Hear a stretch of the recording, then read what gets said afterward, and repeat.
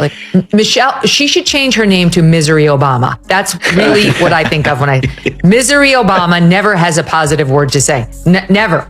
Not about children, not about family, certainly not about her husband. By the way, before we leave this topic, here's her latest soundbite that made the rounds. This happened on June 18th, but I was off. Here it is, SOT 39. You should have threw a boy in the mix. I would. I'm so glad I didn't have a boy. Because he would have been a Barack Obama. It's like baby Barack. It would have been amazing. No, I would have felt for him.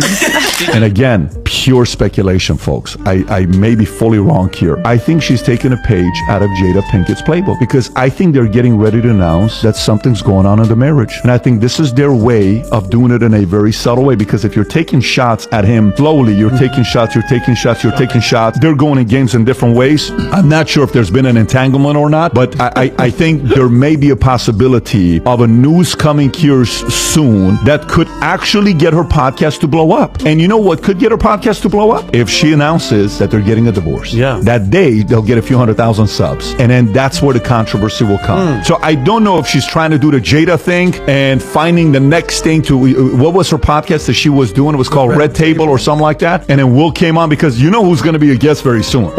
What do you get when Megyn Kelly and Patrick Bet-David tag team like WWE champs with a grudge and zero chill?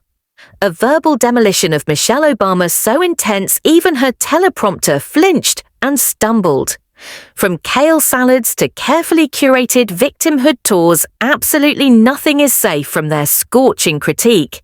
If you thought political takedowns were dull and predictable, buckle up tight.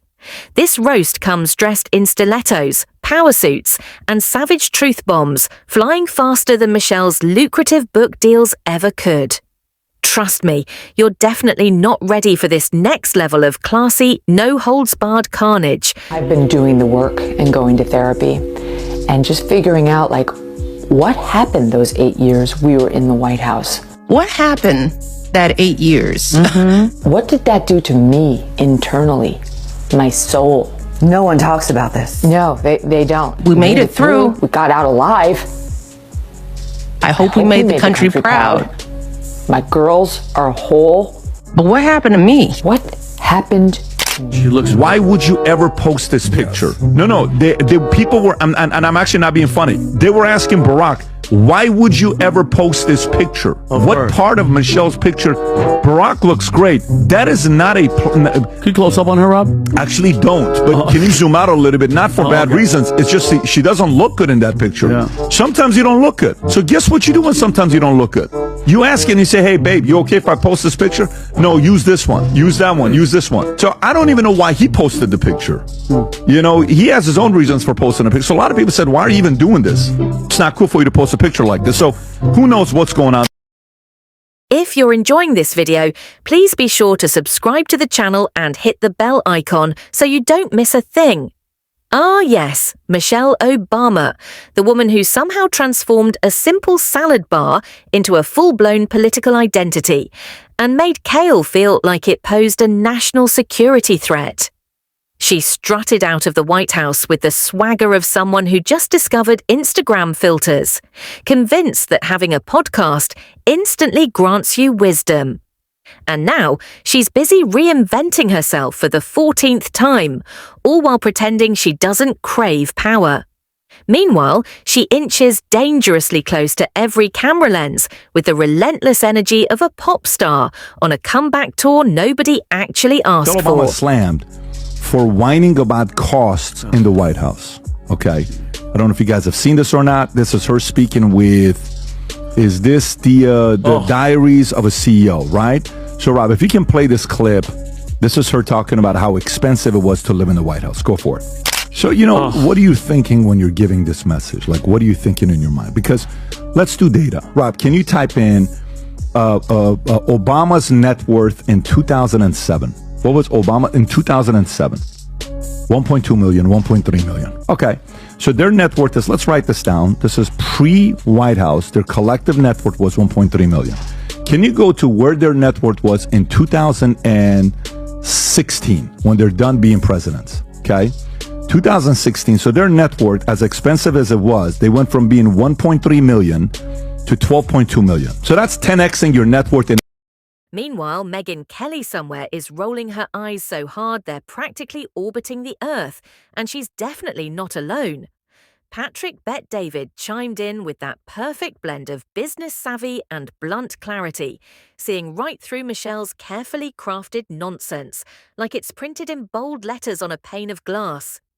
Because honestly, Michelle's whole act is thinner than the flimsiest hotel pillow, barely holding up under even the slightest scrutiny. Michelle Obama appearance, the podcast, because everybody thinks they're getting a divorce, and let's face it, they probably are.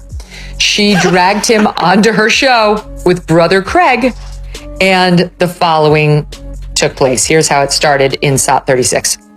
Barack Obama, can you join us on Come our on set? out here, brother. Welcome to IMO. Look at you. Wait, you guys like each other? Oh yeah, really, huh? That's so The nice. rumor mill. It's my husband, y'all. She took me back.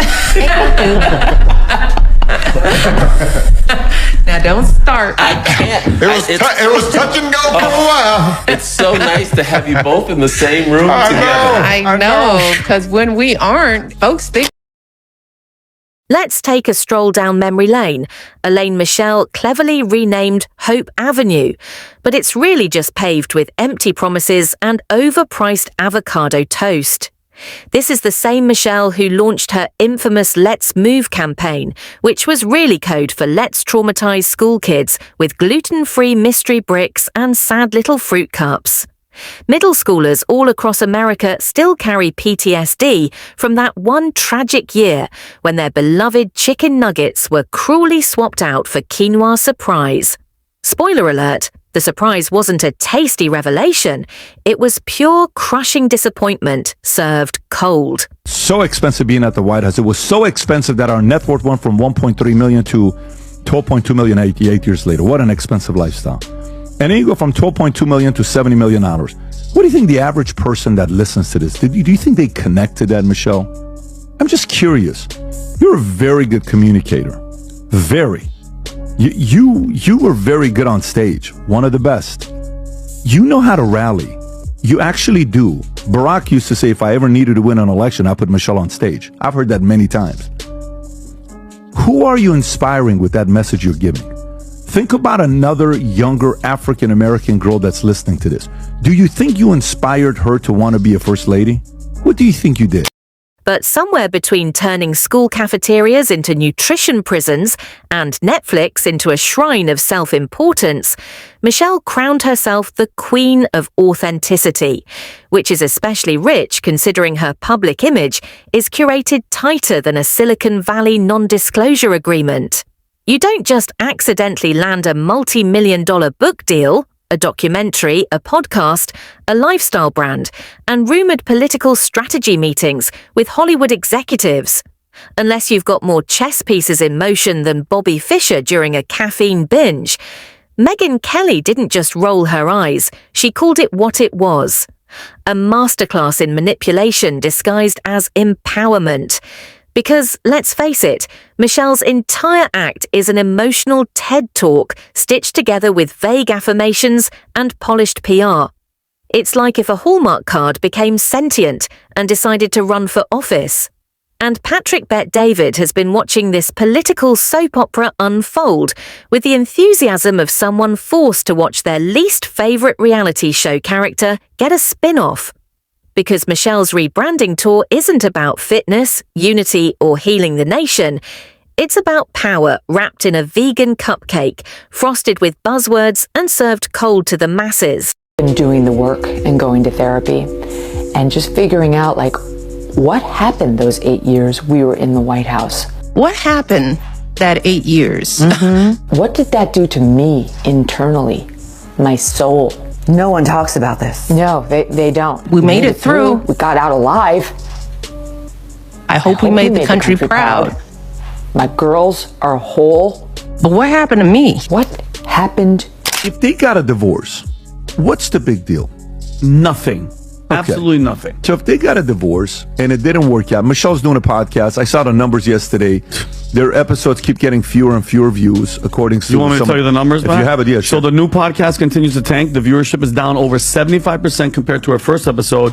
Her viewership has been dropping since her show on March 12th. So it went from episode 1. Oh, but she's definitely not running for office. Of course not. She's just casually giving speeches in key battleground states, writing motivational books that somehow all end with vote blue, and aligning herself with billionaires who happen to control entire tech platforms. No ambition here at all, totally just finding her voice. It just so happens that her voice echoes loud and clear across every swing state and streaming platform like a non-stop campaign ad armed with a yoga mat. Michelle wants you to believe she's the underdog while lounging comfortably in multi-million-dollar real estate, whispering inspirational quotes into a $3,000 microphone cradled by gold-plated humility. Megyn Kelly already did the math, and the numbers don't lie unless they're hidden somewhere in Michelle's glossy autobiography. 1 minute she's talking about the perils of growing up in a tiny apartment, and the next she's riding private jets to climate change conferences where she lectures the rest of us for using plastic straws. That's not a transformation. It's a full-blown political magic trick, complete with smoke, mirrors, and applause.